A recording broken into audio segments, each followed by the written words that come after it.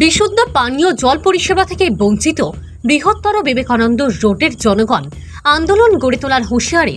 বিগত প্রায় ৩ বছর ধরে বিশুদ্ধ পানীয় জল পরিষেবা থেকে বঞ্চিত শিলচর সংলগ্ন বৃহত্তর বিবেকানন্দ রোডের ২৭ নং লেনের বাসিন্দারা ড্রেনের নোংরা ও দুর্গন্ধযুক্ত জল পান করে বর্তমানে দৈনন্দিন জীবন কাটাচ্ছেন এলাকার জনগণ, যার দরুন লেন নং ২৭-এর সচল সাহা ও রাজু ভৌমিক নামের দুজন ব্যক্তির মৃত্যু হওয়ার পাশাপাশি অসুস্থ হয়ে অনেকেই বর্তমানে শয্যাশায়ী অবস্থায় রয়েছেন বলে জানিয়েছেন স্থানীয়রা।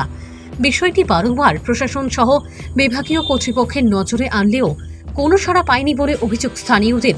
মঙ্গলবার বাধ্য হয়ে বিবেকানন্দ রোড ২৭ নং লেনের নাগরিকরা স্থানীয় প্রশাসনকে একটি স্মারকলিপি প্রদান করে অতি সত্বর বিহিত ব্যবস্থা গ্রহণের আর্জি জানিয়েছেন।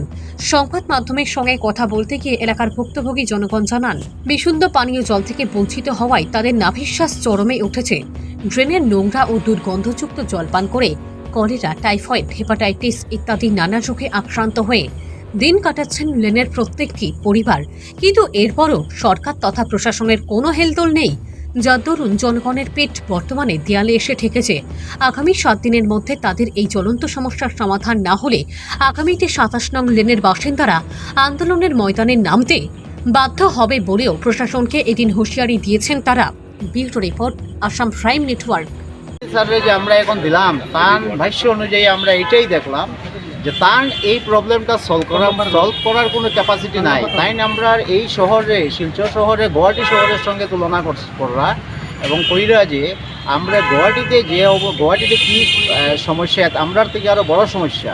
কিন্তু আমরার তো ছোট শহর, এরপরে পিডব্লিউডির যে কাজগুলো চলে, বিবেকানন্দ রোডে আজকে ড্রেনের কাজ চলে, ফুটপাথের কাজ চলে, সব একটা সাইন্টিফিক একটা যে ওয়েতে যে কাজ হইব এই ধরনের কিছু না।